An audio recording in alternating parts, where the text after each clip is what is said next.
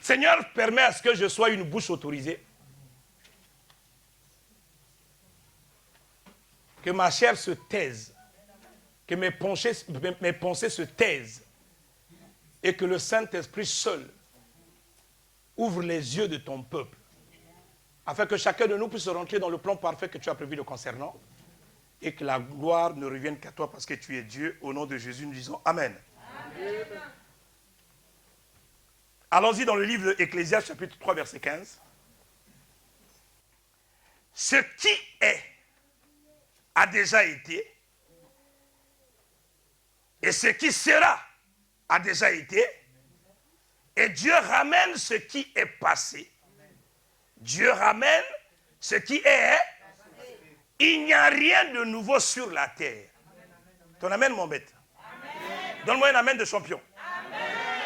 Il n'y a rien de nouveau sur la terre. Dieu a déjà tout accompli.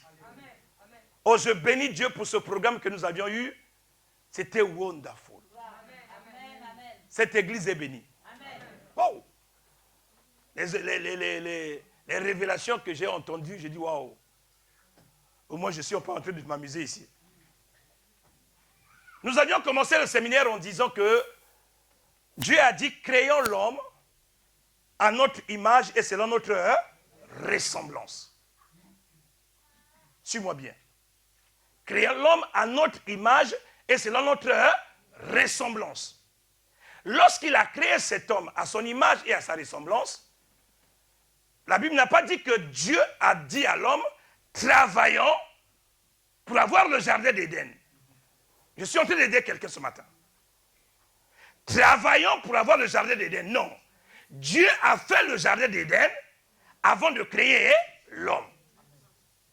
Pourquoi? Parce que Dieu ne veut pas que l'homme vienne participer à la... Non. Il fait un travail. Lorsqu'il a fini le travail, il amène l'homme dans le repos.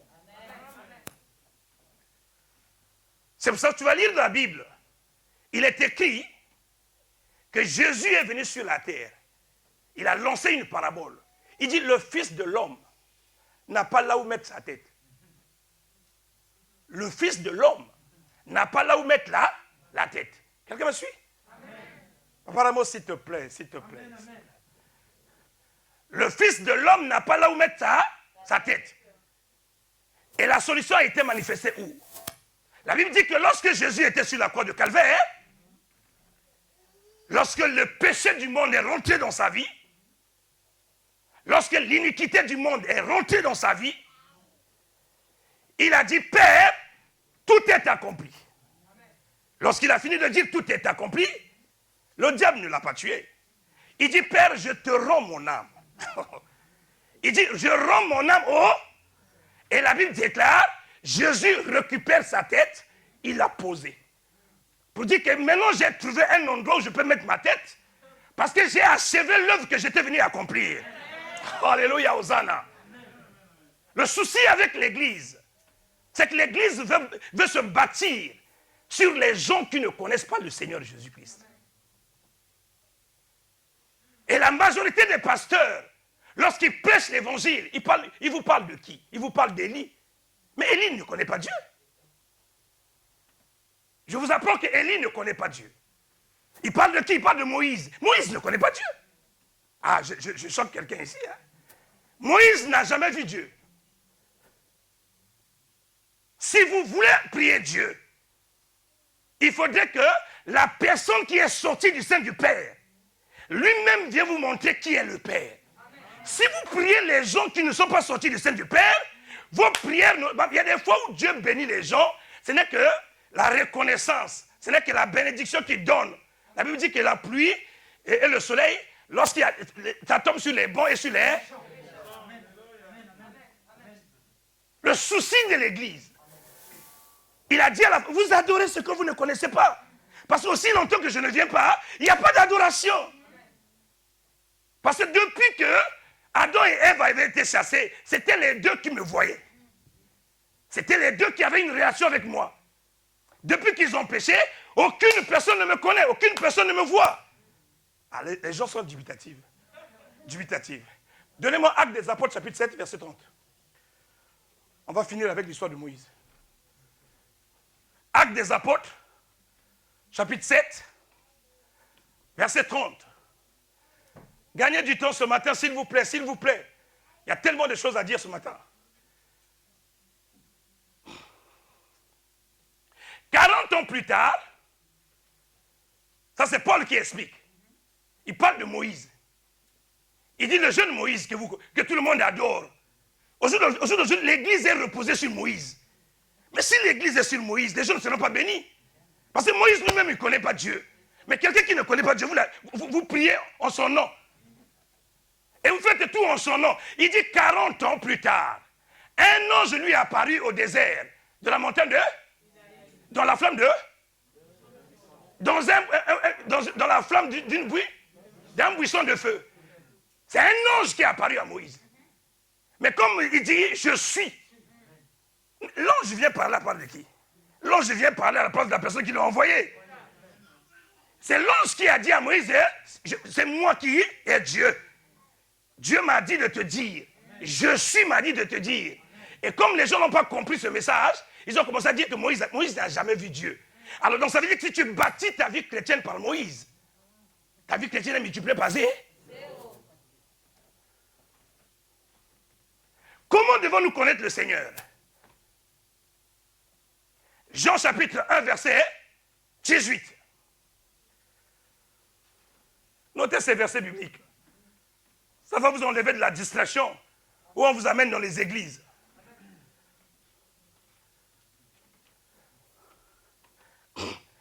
Quand la Bible dit personne, c'est personne.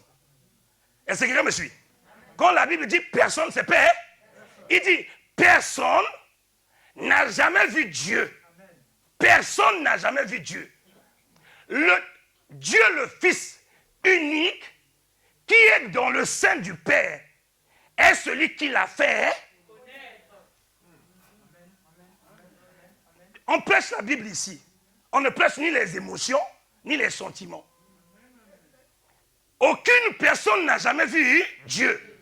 La seule personne qui a vu Dieu, c'est qui? C'est Jésus. Pourquoi Jésus a vu Dieu? Parce que c'est lui le seul qui est sorti de son... Maintenant, quelqu'un m'a posé la question un jour. Si Jésus est Dieu, il peut faire ce qu'il veut. Pourquoi Jésus n'est pas venu comme Adam sur la terre, étant grand, et aller à la croix? Est-ce que je parle à quelqu'un?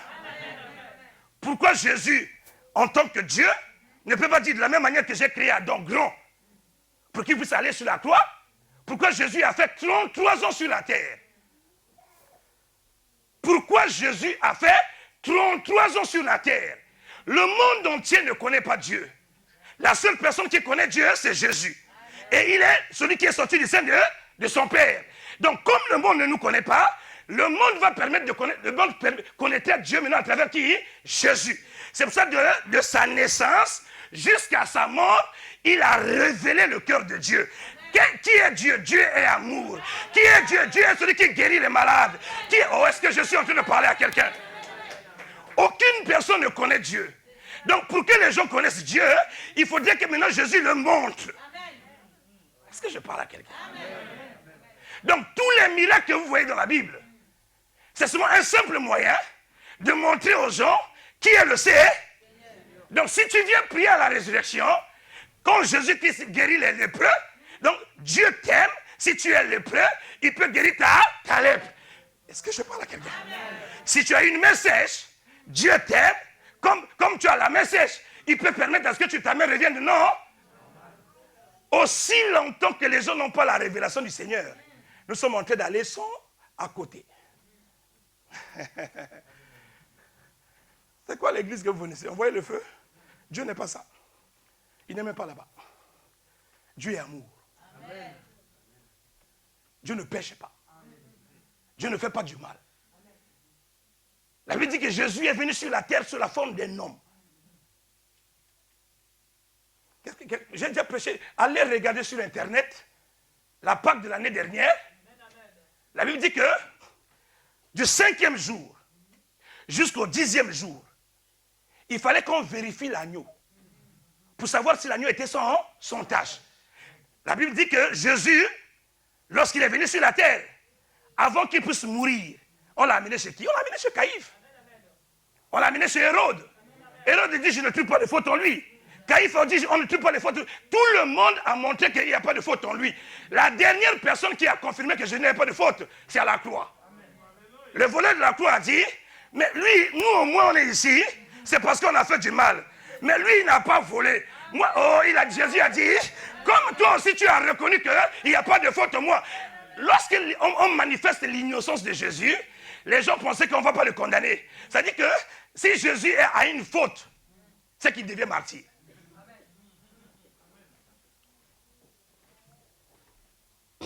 Hérode l'a regardé.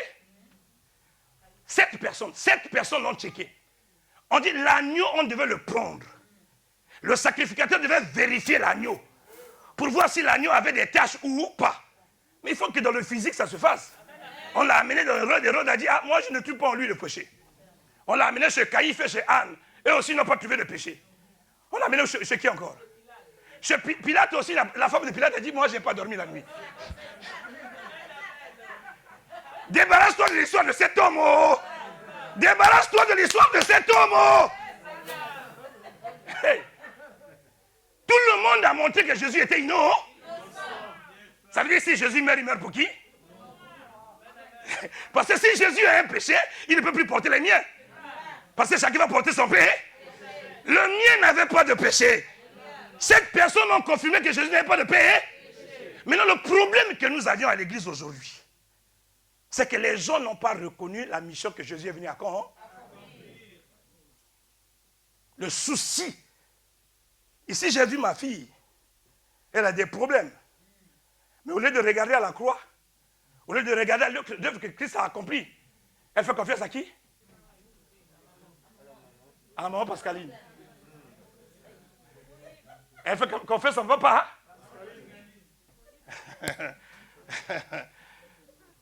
Toi, tu fais confiance à qui? Ça, c'est la bouche qui parle. Bien aimé, si l'Église reconnaissait Jésus comme Seigneur et que tout le monde s'appuyait sur l'œuvre que Christ a accomplie à la croix, il y aurait des miracles tous les jours. La victoire de la croix devait être effectivement. Il n'y a pas un autre miracle dans la Bible si ce n'est pas la reconnaissance du Seigneur et celui qui l'a accompli à la croix. Donnez-moi Matthieu chapitre 21. On va aller doucement. Nous avions dit ce qui a été, c'est ce qui se fera. Ce qui est aujourd'hui, c'est ce qui a déjà été hier. Donc il n'y a rien de nouveau. La Pâque n'a pas commencé par toi. La Pâque a commencé, ça fait là, longtemps. Matthieu chapitre 21, à partir du verset 1.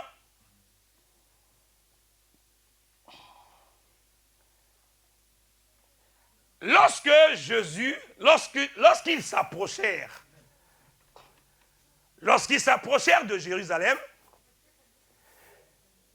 et qu'ils furent arrivés à Bethphagée, dis avec moi Bethphagée, vers la montagne des Oliviers, Jésus envoya 2 disciples. Si c'est ta Bible, souligne 2 disciples. En leur disant, allez au village qui est devant vous. On ne donne pas les noms des 2 disciples. On ne désigne pas le village. Tu vois bien, je vais te prêcher l'évangile. Il dit, allez au village qui est devant vous. Vous trouverez aussitôt une ânesse attachée et un ânon avec elle. Ils sont combien? 2. Il y a l'ânon et il y a l'ânesse. La Bible dit, détachez-les et amenez-les moi. Continue. Si quelqu'un vous dit quelque chose, donc si c'est ta Bible, souligne, si quelqu'un vous dit quelque chose, c'est que c'est une personne qui a parlé. Vous répondrez, le Seigneur en a besoin. Et à l'instant, il les laissèrent à... J'avais moi aux alléluia. Au départ, je vous ai dit, Ecclésiaste chapitre 3, verset 15, ce qui a été, c'est ce qui va se faire maintenant. Et l'année dernière, je ne vais pas revenir sur ce que j'ai déjà prêché, mais ce texte-là va vous résumer. L'année dernière, nous avons parlé de Exode chapitre 12, où Christ dit, cette année sera la meilleure de votre année. Et ma soeur Nadiel, on a déjà parlé, et je bénis Dieu pour sa vie. Maintenant, la Bible dit ceci. Jésus a commencé son ministère au nord, dans les territoires de Galilée. Maintenant, il veut aller à la capitale. Il veut aller là où il y a les gouvernants. Il veut aller là où il y a des responsables religieux. Et depuis Galilée jusqu'à Jérusalem, Jésus fait des merveilles. Jésus fait des prodiges. Jésus fait des miracles. Mais malheureusement, lorsqu'il arrive aux montagnes des Oliviers, Jésus va s'arrêter. Quand il s'arrête, la Bible déclare qu'il va envoyer 2 personnes. Les 2 disciples dont on parle ici, qui sont partis détacher l'ânon et l'ânesse, c'est Moïse et Aaron. Laisse-moi prêcher l'évangile. Dieu dit ceci. Allez au village qui est en face. Moi, j'ai envie de rentrer à Jérusalem. Mais pour que je puisse rentrer à Jérusalem, il faudrait qu'à Jérusalem, je trouve les gens qui vont m'adorer. Mais aussi longtemps qu'ils sont attachés, avec qui je vais aller à dos, ça veut dire qu'avant que je puisse aller à Jérusalem, il faudrait que j'envoie d'abord 2 personnes. Qui je vais envoyer? Moïse. Qui je vais envoyer? Aaron. Lorsque Moïse et Aaron arrivent au village, ils trouvent l'ânon et ils trouvent l'ânesse. Ça veut dire que l'ânon et l'ânesse sont occupés par quelqu'un qui les contrôle, qui les gère. Cette personne, c'est qui? Pharaon. Si moi, je prêche la même Bible que toi. Il trouve Pharaon. Moïse dit à Pharaon, laisse aller le peuple pour qu'il puisse aller à... Pourquoi? Parce qu'il est écrit dans la parole de Dieu, Dieu a envoyé son peuple pour qu'ensemble puisse l'adorer à la mort. C'est ce que Zacharie a dit, non? Zacharie 9. Est-ce que je parle à quelqu'un? Quand vous lisez la Bible, faites attention. Un verset qui est dans le Nouveau Testament peut être une prophétie. Et peut être aussi une parole de l'instant. Je vais la prendre dans le sens prophétique. Et je vais aussi la ramener dans le sens de l'évangélisation. Oh, donne-moi envie de prêcher ce matin. Nous avions dit à qui? Il y avait l'ânesse et l'ânon. Mais lorsque vous allez lire l'histoire, Jésus n'est pas monté sur l'ânesse, mais Jésus est monté sur l'ânon. Quand vous lisez bien l'histoire des enfants d'Israël, lorsqu'ils sont sortis d'Égypte, il y avait 2 groupes. Il y avait les anciens qui sont morts dans les déserts. Quelqu'un m'a suivi? Les ânesses ne sont pas arrivés à Canaan. C'était les anciens qui étaient morts dans les déserts. Maintenant, les ânons, qui étaient les enfants des ânesses, ce sont eux qui sont rentrés à Jérusalem. Est-ce que je parle à quelqu'un? La Bible dit ceci. Je suis encore dans la prophétie. Hein? Je ne suis pas dans l'évangile encore. Je suis dans la prophétie. La Bible dit, cet ânon, lorsqu'il devait sortir de Jérusalem, il fallait que quelqu'un monte d'eux. La Bible dit que lorsque Israël est sorti d'Égypte, la colonne de nuée était dessus eux, et ils étaient... Est-ce que je parle à quelqu'un? Dis avec moi ce matin. Ouvre mes yeux. Ça choque tellement les gens. Ils étaient habitués à chasser les démons avec ça. C'est pas parce que tu chasses les démons qu'on ne peut pas ramener le truc dans son contexte. Chaque parole de Dieu a son contexte. Parce que pendant les 5 jours, Jésus a déjà guéri les malades, a montré son identité, a prêché la foi, a montré qu'on va marcher par la foi, pas par les œuvres. Parce qu'ils ont maudit le figuier. Lis la chronologie depuis le 5e jour. Parce que le 6e jour, il a ressuscité Lazare. Quelqu'un me suit? On dit le lendemain, Jésus veut maintenant aller à Jérusalem. C'est-à-dire qu'avant d'aller à Jérusalem, Il a guéri d'abord, résisté là. La foule qui accompagnait Jésus ne l'accompagnait pas parce qu'il l'aimait. La foule qui accompagnait Jésus à cause du miracle qui s'était fait dans la maison de Lazare. Mais Jésus n'était pas venu pour la foule. Jésus était venu pour les enfants d'Israël. Mais il ne peut pas aller adorer si les enfants d'Israël ne sont pas à la place qu'ils doivent adorer. Est-ce que je parle à quelqu'un? Parce que l'adoration ne se fait pas en Égypte. L'adoration se fait là où il n'y a pas de problème, là où il n'y a pas de difficulté. C'est pour ça que Jésus est venu dans ta vie pour amener la vraie ado. Est-ce que je parle à quelqu'un? Le problème, c'est qu'il y a beaucoup de caïfs ici. Il y a beaucoup de... On va aussi résoudre votre problème ce matin. On va résoudre votre problème ce matin.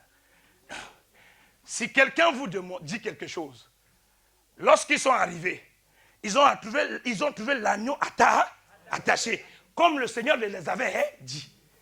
Quand Moïse est parti en Égypte, il n'a pas trouvé l'esclavagisme. Il n'a pas trouvé les problèmes. Tel qu'on lui avait dit, c'est ce qu'il a trouvé. Moïse et Aaron ont fait quoi? Ils ont dit à Pharaon, il faudrait que tu laisses partir le... Pharaon a dit pourquoi? Il a dit, le Seigneur en a béni, parce qu'ils doivent aller à dos.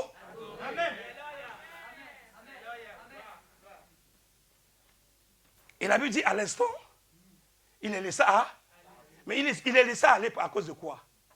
À cause de l'œuvre qui était à quoi? À cause de l'agneau qui a été immolé. Maintenant, Jésus ne peut pas rentrer à Jérusalem si l'agneau est encore attaché.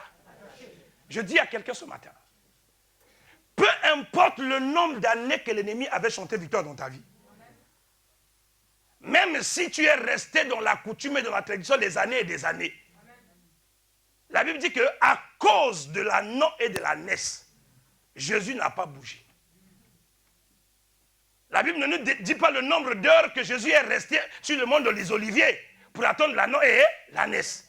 C'est pour dire à quelqu'un, lorsque le choix de Dieu est sur toi, même si ton père ne le veut pas, même si ta mère ne le veut pas, la Bible dit que dans le cas de David, on est venu pour le oint de roi. Tout le monde à la maison pensait que c'était eux. Mais Samuel a dit, il est où? On a dit, il est au champ. Samuel a dit, aussi longtemps que le petit ne vient pas, on va attendre. Je dis à quelqu'un, ce qui est à toi est à toi. Peu importe le temps que ça prendra, ça finira par ça.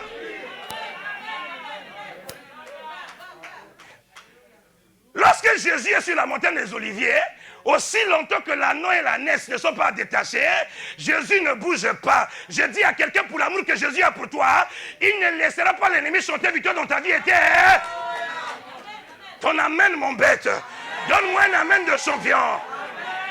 N'oublions pas qu'il nous a dit dans Ésaïe 62, pour l'amour de Jérusalem, je ne me tairai pas. Oh, est-ce que je parle à quelqu'un ce matin? Je ne prendrai pas de repos aussi longtemps que son salut n'apparaît pas comme l'aurore. Et que sa délivrance ne s'apparaît pas comme une flamme comme un flambeau qui s'allume. Il en sera ainsi dans ta vie au nom de... Dis à ton voisin, ne crains pas. Pour toi, Jésus peut s'asseoir. Est-ce que je parle à quelqu'un? Il y a des gens qui disent que tu as trop de retard. Mais je viens de dire que Jésus a la capacité de rattraper le retard que tu as eu dans ta vie. Maintenant, le souci, c'est quoi? Le souci, c'est que l'agneau est détaché. La naisse aussi est détachée. Comme nous connaissons bien l'histoire, les anciens sont morts dans le désert. Ce sont les enfants qui sont arrivés à Canaan.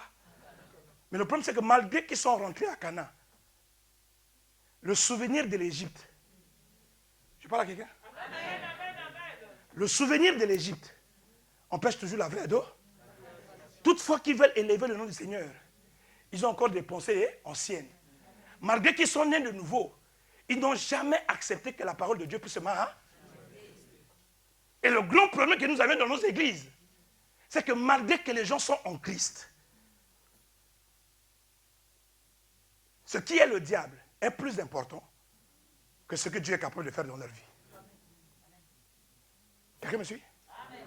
Là où tu es, on peut te dire que Dieu te bénit, Dieu t'a élevé, Dieu peut accomplir des grandes choses dans ta vie. Tu diras, ah, mais je viens quand même des familles de Balouba. Hein. Ça veut dire quoi? Ça veut dire que l'œuvre que Christ a accomplie n'a pas la capacité de résoudre ton problème et de te sortir de la condition que tu es en train de vivre. Est-ce que je parle à quelqu'un?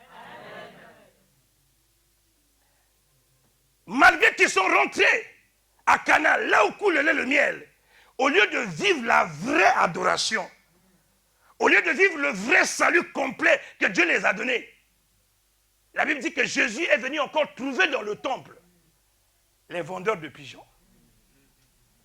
Et pourtant, ils ont déjà expérimenté le baptême. Parce que la mer rouge symbolise le baptême. Ils sont déjà passés dans les eaux. Ils ont déjà quitté l'Égypte. Mais malgré même dans le désert, ils réclament les concombres d'Égypte. Combien de personnes à l'église, malgré qu'ils savent que Jésus a déjà payé un prix, mais ils voient que la sorcellerie de leur famille est plus grande que l'œuvre que Christ a accomplie à la. Et nous avions encore des serviteurs qui soutiennent ça. Oui, David Navos, on l'a dit ici que c'est son oncle. Il y a encore des alliances. Dieu m'a montré. S'il y a vraiment les alliances, ça veut dire que le sang que Jésus a versé à la croix ne sert à... Est-ce que je parle à quelqu'un? Allons dans Matthieu chapitre 15.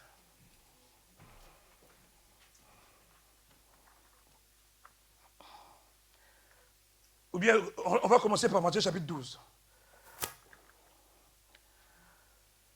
Matthieu chapitre 12. Ah oui, mais vous n'avez pas la bonne mémoire. J'ai donné la pensée dans le sens prophétique.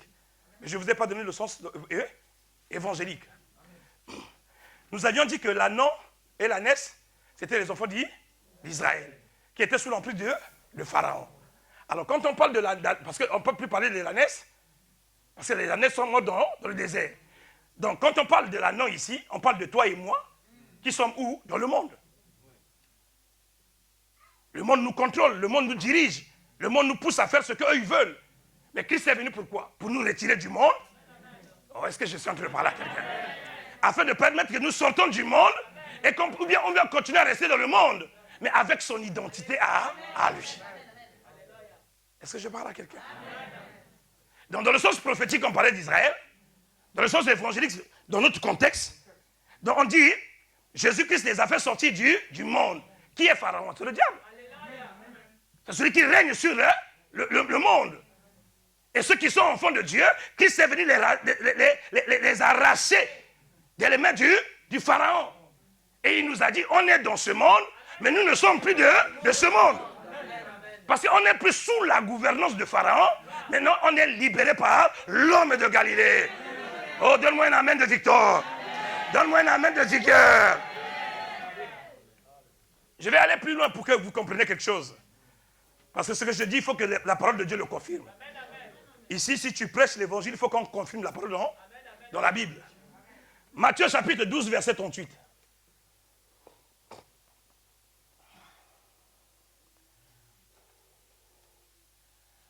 Alors, quelques-uns des scribes et des pharisiens. Si vous êtes les lecteurs de la Bible, vous allez comprendre que les scribes et les pharisiens ne s'entendent pas. Parce qu'ils ont un problème de doctrine. Chacun a sa manière de concevoir les choses. Les sorciers s'entendent ensemble lorsqu'il s'agit de faire du mal à une personne qu'eux, ils ne veulent pas. Est-ce que je parle à quelqu'un? Dis à ton voisin, ce n'est pas ton cas. Deux personnes peuvent être ennemies. Si toi et moi, nous sommes ennemis de papa, maman Bella ici, même si on ne s'entendait pas, comme les deux, on a envie de lui faire du mal, on va s'en...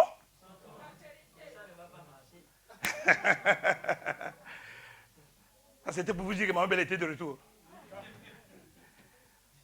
Maintenant, comme Jésus, le travail qu'il est en train de faire les dérange. Vous savez, il faudrait qu'on presse l'évangile de l'amour, afin que les églises qui sont assises sur le combat spirituel, toutes ces choses-là, il faut qu'ils arrêtent ces choses-là. Il faut qu'on dise aux gens, les gens que Jésus les aime. Alors quelques-uns des scribes et des pharisiens prirent la parole et dirent, suivez-moi bien, suivez-moi bien. Nous sommes en train de parler de la résurrection. Et ça, c'est un texte qui parle de la résurrection. Et Jésus va nous montrer pourquoi la résurrection ne se manifeste pas dans la vie des gens. Qu'est-ce qui fait que les gens vont à l'église, mais il n'y a jamais de résurrection dans leur vie? Les scribes et les pharisiens sont venus voir Jésus et lui dire, Maître, depuis quand il l'appelle maître? Maître, nous voudrions te voir faire un miracle. Depuis la naissance de Jésus, et surtout depuis qu'il a commencé son ministère à 30 ans, il fait les miracles tous les jours.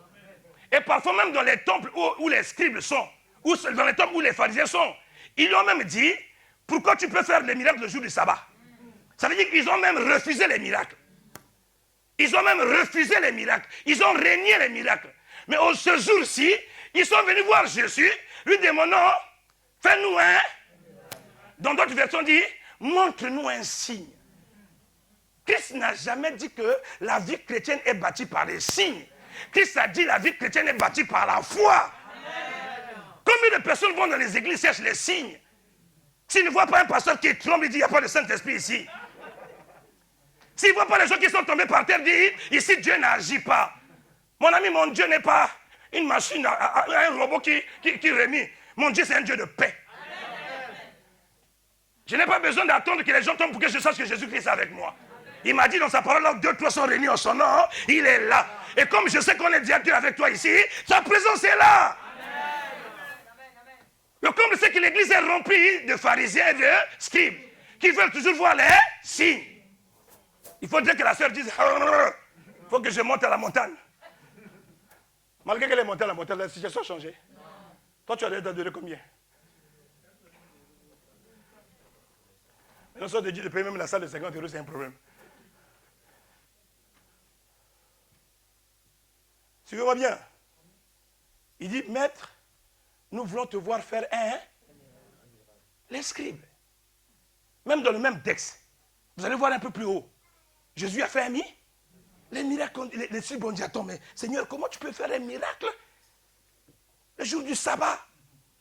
Ils étaient toujours en opposition. Et ici, ils veulent que Jésus fasse suis-moi bien, suis-moi bien.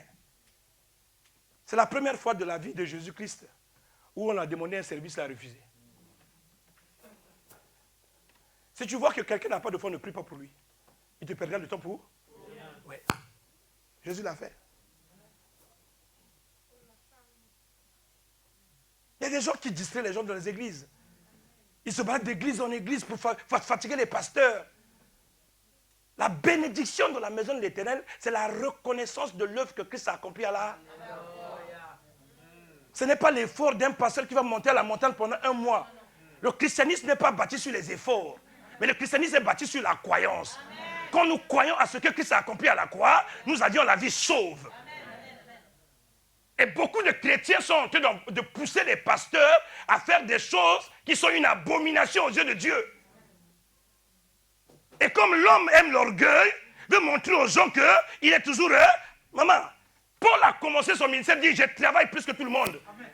Mais au fur et à mesure qu'il continue le ministère, il a compris qu'on ne parle jamais comme ça. Et il a commencé à dire, c'est par la grâce de Dieu que je fais des choses. Est-ce que je parle à quelqu'un ici? Il a commencé en disant, après il dit, excusez-moi, ce n'est pas mes efforts, ni mes capacités, mais c'est pas... Si un pasteur te dit, après avoir fait un miracle, je savais déjà que Dieu va faire, c'est un menteur. Même quand Dieu fait des choses à tes mains, toi tu es surpris. Parce que ça n'émane pas de toi, ça émane de lui. La gloire ne venait pas de toi, ça venait de lui. Moi, je n'ai jamais fait quelque chose. Même pour que Moïse sauve les enfants d'Israël en Égypte, la Bible dit, l'Éternel était devant lui comme guide, derrière comme bouclier pro. Qui a sorti les enfants d'Israël en Égypte? C'est pas Moïse, c'est Dieu. Est-ce que je parle à quelqu'un? L'orgueil, les gens veulent prendre la place de Dieu. Les gens veulent être les dieux. Il faut seulement voir les chaises qui sont dans nos églises. Parfois, le gars n'a que 1,20 m. On lui a besoin une chaise de royauté. Après, il se déguise en serpent.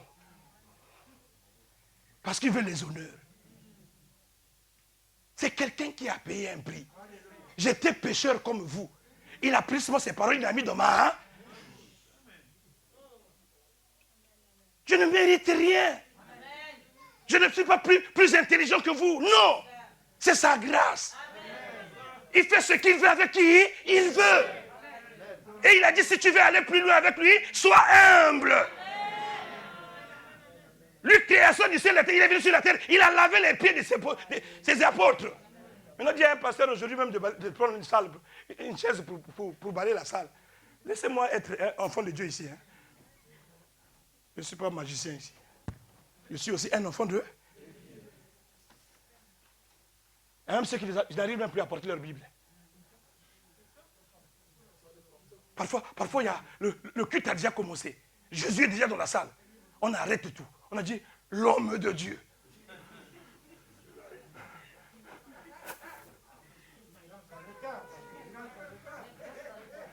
Il y a un qui est descendu sur un fil. L'homme. Tu as été créé poussière. Reste à ta place. Adam et Ève ont perdu la place à cause de la jalousie, à cause de l'orgueil. Ce que Dieu t'a donné, reste avec ça. Pas d'égard. Tu peux m'aller prier dans une église. On ne respecte même pas ses aînés dans la foi. Ce qui fait dire là, maman, si tu sais dire ce que je suis en train de dire, va bâtir une église. Que les gens s'y viennent. Pas de bruit. Oh, moi je n'ai jamais voulu être ça. Hein. Je devais chercher ma délivrance. Elle est là. Je n'ai jamais voulu être pasteur. Et si tu vois quelqu'un courir pour ça, c'est qu'il y a un autre intérêt. Tous ceux qui ont été appelés, qui ont réellement là, ils ont là. Maman, tu vas servir Dieu. C'est que tout le monde fait peur. On ganjami. Faut te diminuer. Maître, donne-moi le texte s'il te plaît. Maître, nous voudrions te voir faire un miracle. Vas-y. Il leur répondit. Une génération méchante et adultère. Waouh. Dieu est miséricordieux, compatissant, lent à la colère, riche en bonté. Lorsque vous bannissez la grâce, il peut endurcir le temps. Lorsque vous méprisez la grâce, il peut endurcir le temps. L'objectif, ce n'est pas pour vous faire mal, mais il veut vous faire comprendre. Maman, s'il venait à prêcher, il a dit, Jésus veut rentrer à Jérusalem. Mais Jésus pleure sur Jérusalem. Il dit, mais ces personnes-là que je suis en train d'aller même dans le temple, au lieu même d'être dans mon camp, je vais chasser les vendeurs, je vais chasser les acheteurs. Au lieu qu'ils puissent me supporter, ils sont contre moi. C'est pour ça que maman Annie a dit, ceux qui sont même dans la maison de l'Éternel sont même plus les représentants du diable que les représentants de Dieu. Comme une personne élève la voix, élève même le diable que Dieu dans l'église. Et la Bible dit, Jésus pleura sur Jérusalem. Il dit, s'il connaissait le temps, si j'avais ça accepté, c'est ce moment que je suis en train de faire. Pourquoi? Parce que même quand Jésus est mort, Israël n'a jamais reconnu le Seigneur. Jusqu'à aujourd'hui. Ils attendent le Messie. Et il y en a encore beaucoup comme ça de l'église qui attendent. Ils attendent un pasteur plus fort. Ils cherchent un marabout plus fort. Et c'est pour ça que quand un nouveau pasteur arrive à Paris, tout le monde court. 6 mois après, on l'abandonne. J'en ai vu dans ce pays. Hein. Ah, il y a un qui est sorti là-bas. Tout le monde, l'église remplie jusqu'aux chaises. 3 semaines après, chacun commence à repartir dans son église. Bien aimé, arrêtons ça. Arrêtons d'être les scribes et les pharisiens. La solution est là. Jésus a dit, une génération méchante. C'est quoi la méchanceté? Quand Jésus dit, vous êtes une génération méchante, il veut simplement dire, vous êtes une génération hostile à Dieu. Quelqu'un me suit? Vous êtes une génération qui ne reconnaît pas la foi, qui n'accepte pas ce que Christ est venu à quand? Il ne s'arrête pas seulement à la foi et à l'hostilité. Il dit, vous êtes adultères. Quand on parle de l'adultère, ça veut dire que je suis votre mari. Je suis venu tisser une alliance avec vous. Au lieu d'avoir une alliance avec moi, une intimité avec moi, vous préférez avoir encore d'autres mains. Hein? parle pas de l'impudicité ici. Quand Dieu parle d'adultère, il ne parle pas de l'impudicité. Quand on dit que tu es adultérin dans la vie chrétienne, ça veut dire que tu mélanges Dieu avec d'autres personnes. Tu t'attaches encore à des choses qui n'honorent pas Dieu. Ne lisez pas la parole de Dieu avec vos yeux charnels. Ça veut dire que vous êtes encore une génération infidèle. Vous êtes infidèle. Quand on parle de l'adultère, quand Dieu parle de la méchanceté ici, il parle à l'hostilité. Même si la grâce est venue, vous êtes hostile à la grâce. Vous renoncez à la grâce. Mais comme Jésus parle à des Juifs, parce que vous savez que Jésus est né sous la loi, s'il doit répondre aux Juifs, il faudrait qu'il leur prenne un contexte qui concerne la loi. Il dit ceci. Il leur répondit, une génération sans la foi, une génération perverse qui mélange entre la loi et la grâce. Au lieu d'accepter la victoire de la croix, au lieu d'accepter Jésus comme Seigneur Sauveur personnel, vous croyez et à Moïse, et à Élie, et à la loi, et aux doctrines qui n'honorent pas Dieu. Mais non. Jésus dit ceci. Il ne lui sera donné d'autres miracles que celui du prophète Jonas. Ah, si tu savais que le fait que Jonas ait jeté dans l'eau, c'était aussi un miracle qui concernait Jésus. Tu veux que je prêche l'évangile? Pourquoi Jonas a été jeté dans l'eau? Parce qu'il avait désobéi. Pourquoi nous sommes dans le monde? Parce qu'on nous avait dit. Alors quand on te désobéit, on te jette où? Le salaire du péché sera? Nous heureusement qu'on n'est pas morts. Parce que normalement on devait être mort. Quand Jonas a fait quelque chose qui était négatif, on l'a pris aussi, on l'a jeté dans les lieux inférieurs. Jésus maintenant fait le parallèle. Il dit, je ne peux pas leur parler de ce que je vais faire. Je vais leur prendre l'histoire qui s'est passée au temps de Jonas. Quand on parle de Jonas, Jonas a fait comme le jour dans l'eau. 3 jours. Jésus a fait comme le jour sur la terre. Qu'est-ce que Jésus est en train de montrer aux scribes et aux pharisiens ici? Il leur dit, j'ai pas une autre miracle à vous donner. Si vous voulez avoir une vie chrétienne victorieuse, reconnaissez l'œuvre de la résurrection que j'ai accordée. Oh! Est-ce que je suis en train de parler à quelqu'un? Alléluia! C'est pas parce que tu as mangé les beignets que tu deviens pasteur. Hein? Il dit, un miracle, il ne lui sera donné d'autre. Si je fais un miracle devant vous ici, vous n'allez pas croire. Parce que ce que Jonas a fait, c'était l'image que je devais vivre. Jonas devait aller à Tarsis. Non, à Ninive. Au lieu d'aller à Ninive, il est allé où? Dans la désobéissance de Jonas. On dit le salaire du péché, c'est là. Quelle est la mort qui est arrivée dans la vie de Jonas? On l'a pris, on l'a jeté dans l'eau. Symbolise quoi? Le monde.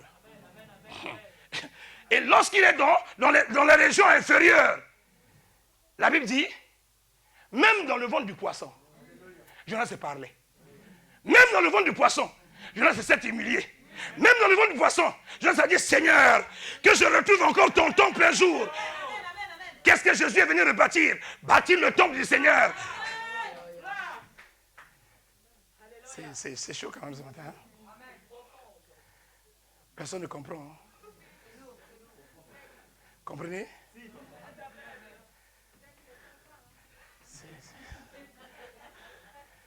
La Bible est un mystère. Vous savez, j'aime la parole de Dieu. Il dit, tu es poussière. Dieu maudit, hein?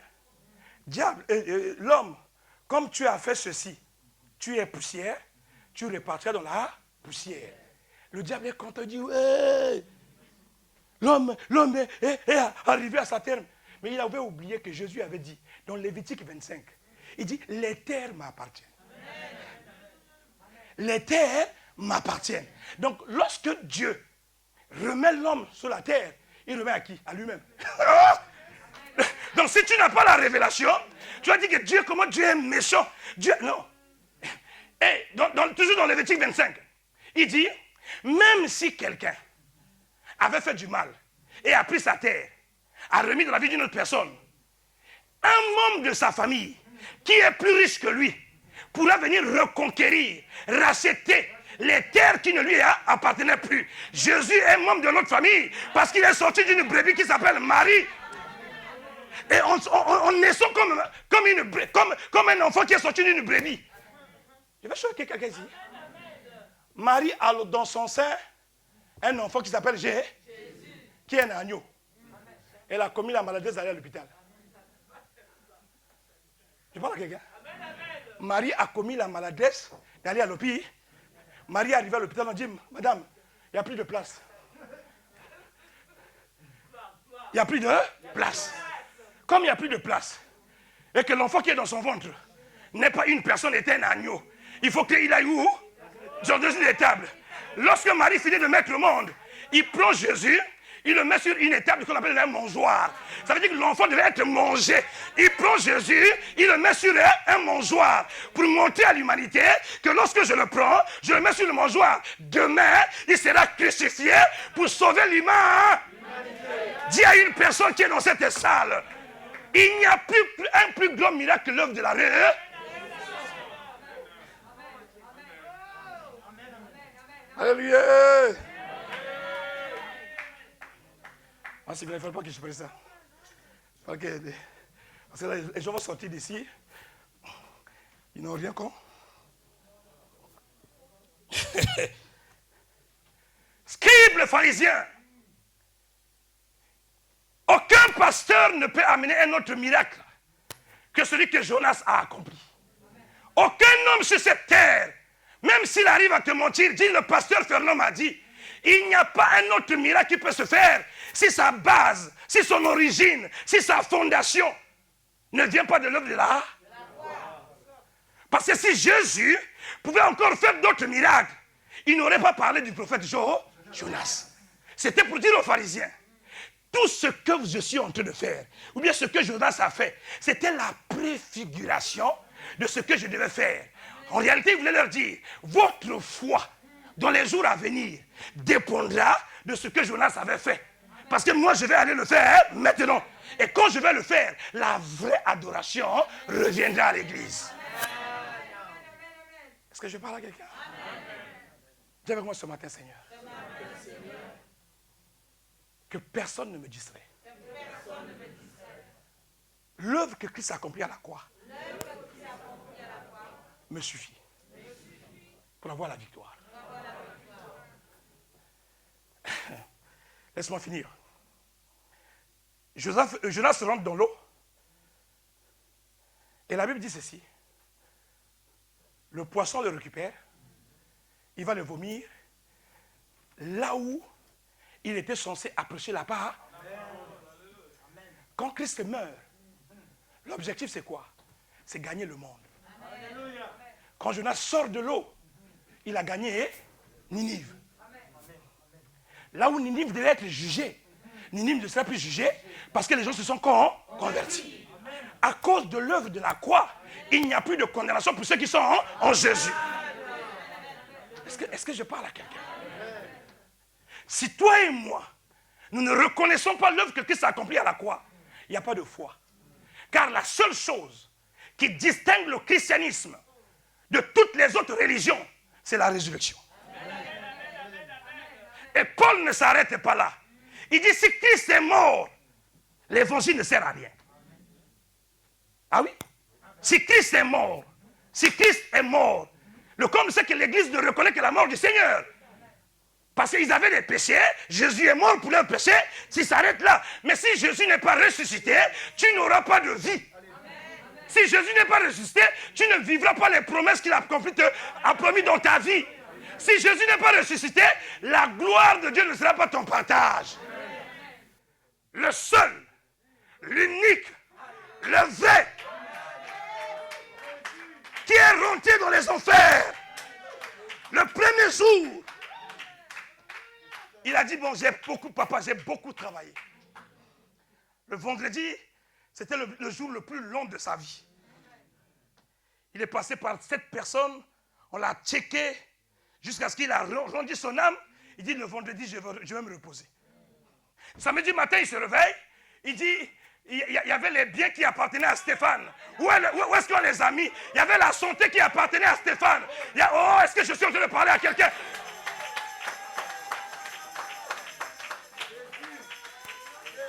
Vendredi, la tombe chauffait.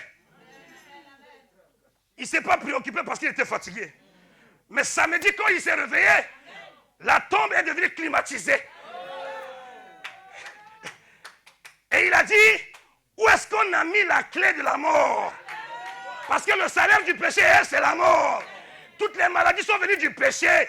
Où est la clé de la mort et du séjour des morts? Il a pris la clé. Et dès qu'il avait la clé de ta vie, la clé de ton bonheur, la clé de ta joie, la clé de ta paix, la clé de ton mariage, la clé de ton élévation, la clé de ta distinction, la clé de toutes les portes de ta vie, la prophétie de David va s'accomplir. David a dit, Dieu ne permettra pas et n'acceptera pas que celui qui l'a acquis, celui qui est né de lui, puisse rester dans les lieux. Pierre l'a prêché le jour de la Pente. Il dit, quand David, on ne parlait pas de notre sacrificateur David. Ça tombait ici, nous voyons la tombe. Mais on parlait de l'homme de Galilée. Celui que Dieu ne peut pas accepter, qui puisse rester dans les lieux et faire. La Bible dit samedi. La tombe a commencé à bout.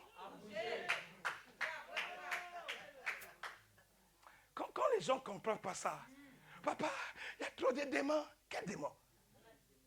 Le créateur du ciel et de la terre est venu en toi, habite en toi, réside en toi. Quel est ce sorcier qui pourrait même s'approcher de toi? Il a déjà dit, si l'ennemi vient comme un fleuve, l'esprit de l'éternel, pas toi, l'esprit de l'éternel qui est en toi. Quel Dieu nous prêchons? Quel Dieu nous connaissons? Oh, ton oncle est derrière toi. Ton oncle.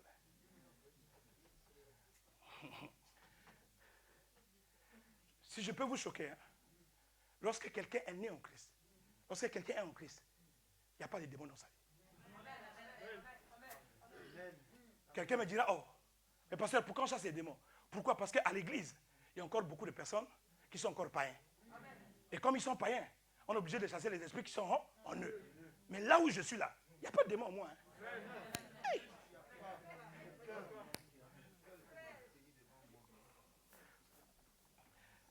Pardonnez-moi, parce qu'il y a même ceux qui prêchent la sanctification. La sanctification, ce n'est pas biblique.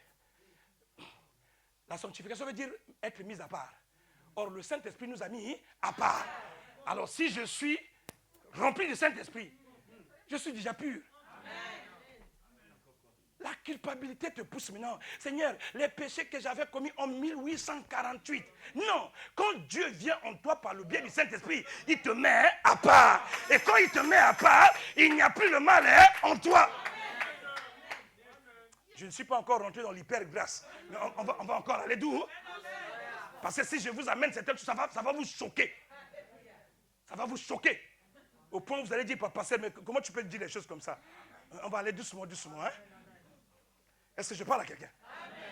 Samedi, la tombe a commencé à faire caca. La terre a commencé à dire au diable, s'il te plaît, c'est comme la diarrhée. Mon ventre ne supporte plus. Il faudrait que j'aille aux toilettes. Cette personne qui est dans mon corps, je ne le supporte pas. De la même manière que le poisson a dit non. Celui-ci est mêlable. Il faudrait que j'aille le jeter là où Dieu l'attendait. En cette année, je suis en train de dire à quelqu'un, on t'amènera là où Dieu t'attend. Tu arriveras là où Dieu t'attend. Oh! Nekanda sekebreko. Indere bando sekababa.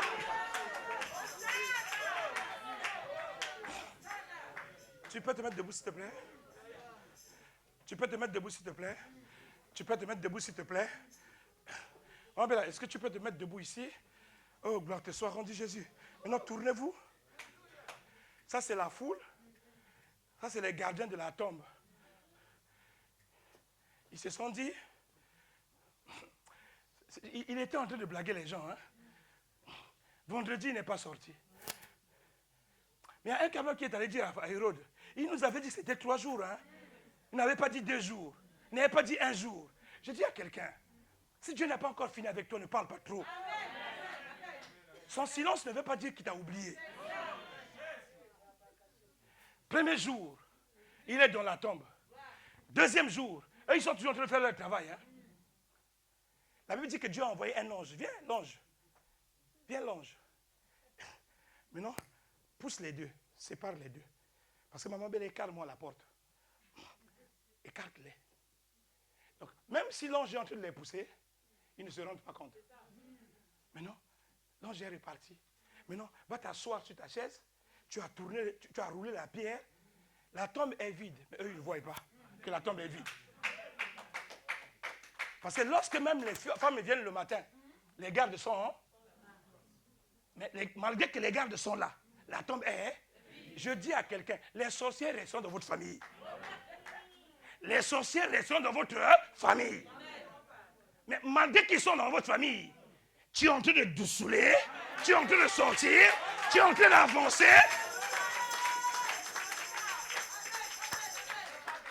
J'aime la parole de Dieu. Dieu n'a jamais dit, on va chasser les ennemis. Il dit, devant tes ennemis, il va faire quoi? Il dressera une table. Là où ils sont venus par un seul chemin, il y avait des chemins que tu ne connaissais pas dans ta vie. C'est pour ça que la Bible dit, toute chose concourt au bien de ceux qui aiment Dieu. Dieu transforme le mal en... Vous savez, il est arrivé dans la vie de Joseph. Joseph a pleuré 2 fois. Joseph a pleuré. N'oublie pas que l'image de Joseph, c'est Jésus. Quand Joseph pleure pour la première fois, c'est lorsqu'il revoit ses frères. Il dit, ah, quel chagrin. C'était mes frères que je n'avais plus vus. Mais je les vois encore aujourd'hui. Il verse les larmes. Il les récupère. Il les accepte. Il les prend avec lui. Il leur donne ce qu'ils avaient besoin. Il commence à vivre avec lui.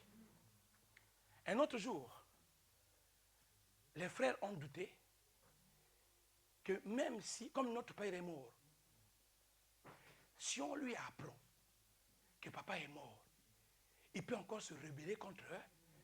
Joseph pleure pour la 2e fois pour montrer l'image de l'église. Quand Dieu pleure, il ne pleure pas parce qu'il ne nous aime pas. Il nous pleure parce que nous doutons de lui. Parce que les frères de Joseph, à qui il a déjà pardonné, comment ils peuvent encore avoir une pensée dans leur tête parce que papa est mort? Si on lui dit la vérité, il va peut-être s'opposer à nous ou nous faire du... Quand Joseph apprend ça, il dit, oh, le pardon que je leur ai accordé, ils ne l'ont pas accepté. Et ils continuent encore à douter en disant que je vais encore leur faire du... Combien de gens viennent à l'église, croient encore dans leur cœur que Dieu avait des cartouches qu'il avait mis à côté, Dieu avait une petite méchanceté qu'il avait mis à côté. Dans mon Dieu, il n'y a pas la haine. Dans mon Dieu, il n'y a pas la méchanceté. L'amour n'est pas un attribut qu'il a. L'amour est sa nature. Si Dieu t'a pardonné, il t'a pardonné. Si Dieu t'a pardonné, il t'a pardonné. Si Dieu t'a pardonné, il t'a pardonné. Nous nous comportons comme les grands frères de Job. La culpabilité. Malgré qu'on nous a pardonné, malgré qu'on nous a libérés, on a toujours les mauvaises pas.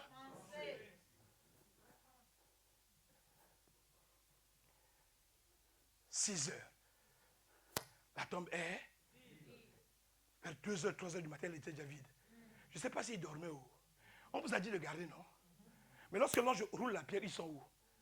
Devant tes ennemis. Tu vas t'en sortir. Devant tes adversaires, tu auras ta solution. Aucune personne ne peut t'enfermer. Aussi longtemps que Christ est avec toi, l'ennemi ne te gardera jamais captive.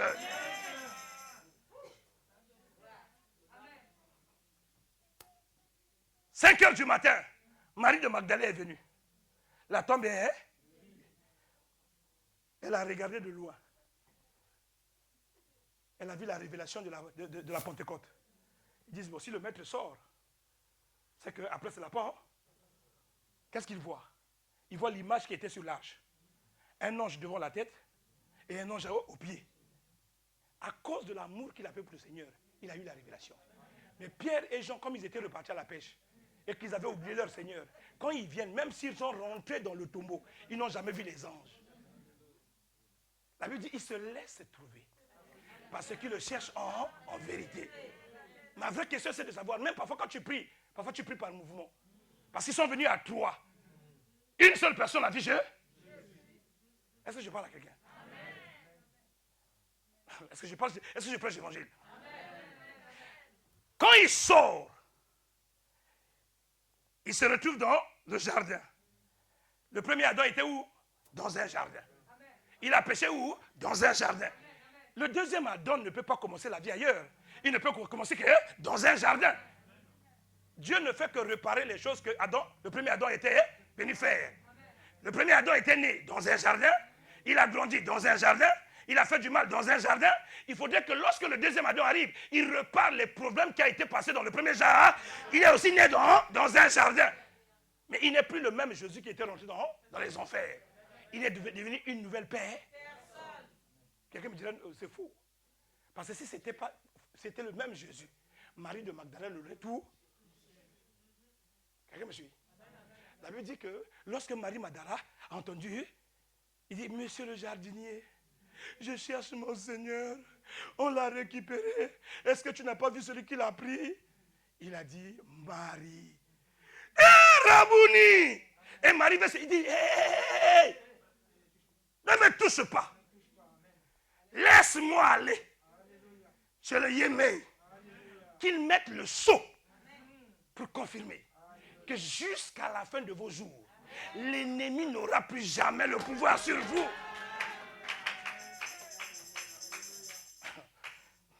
Quand tu prends Hébreux chapitre 1, bien Hébreux chapitre 2, la Bible dit autrefois, l'évangile était annoncé par les anciens, mais désormais, le Seigneur nous a été révélé par son Fils.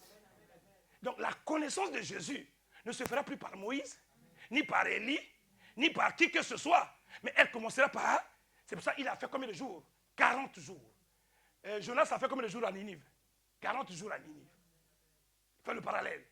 Il a fait 40 jours en enseignant maintenant comment nous allons aller vivre au ciel. Comment les choses glorieuses qui vont arriver dans notre vie et comment la gloire de Dieu va se manifester. S'il y a un secret que j'aimerais vous donner ce matin, qu'aucune personne ne vous trompe. Si Jésus pouvait encore faire autre chose que l'œuvre de la croix, il aurait fait le mi. Mais il leur a dit, aux pharisiens et aux scribes, si vous voulez vivre les miracles, allez dire à toutes les personnes que vous prêchez, le miracle ne s'obtient que par l'œuvre l'œuvre qu'on a accomplie à la croix. Mais comme il est en train de parler aux gens de la loi, il faudrait qu'ils prennent un contexte qui concerne la loi. Or, quand il parle de Jonas, il ne parle pas de Jonas, mais il parle de lui. Il parle de sa mort, il parle de sa résurrection, et il nous dit qu'à travers ce qu'il a accompli, c'est ce que le monde va commencer à expérimenter. Je suis venu dire à quelqu'un ce matin, il n'y aura plus autre chose. Si toi et moi, nous voulons vivre la vie chrétienne victorieuse, l'unique chose à faire, même dans notre fondement de la foi, même dans notre croyance personnelle, le fondement, la base, c'est la résurrection. C'est la résurrection qui me donne le privilège d'avoir les bénéfices. C'est la résurrection qui me donne le privilège d'avoir le mariage. C'est la résurrection qui me donne le privilège d'avoir tout ce que mon cœur désire. Et je suis venu dire à quelqu'un, Jésus est ressuscité. Qui le croit? Qui le croit? Quand on dit que quelqu'un est ressuscité, ça veut dire que le poids et les problèmes qui le dominaient ne le dominent plus jamais. C'est maintenant lui qui domine les pros. Donc dorénavant, même si Jacqueline vient te tromper,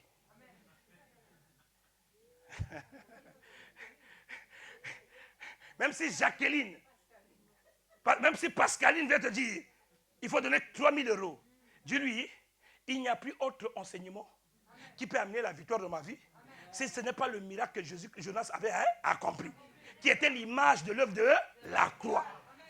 Et si Christ est ressuscité, il n'y a plus quelque chose dans ma vie que je ne peux plus expérimenter. Si c'est le mariage, il est mort, ressuscité pour que je puisse avoir le mariage. Si c'est la maladie, il est mort, ressuscité pour que je sois en bonne santé. Si c'est la mort, il est mort jeune pour que je vive longtemps. Peu importe les situations que tu traverses, ce matin, le message que je t'apporte, c'est l'œuvre achevée de Christ à la croix. L'œuvre achevée de Christ à la croix. Et si tu crois à cela, ta vie ne sera plus jamais la même. Que Dieu vous bénisse. Amen.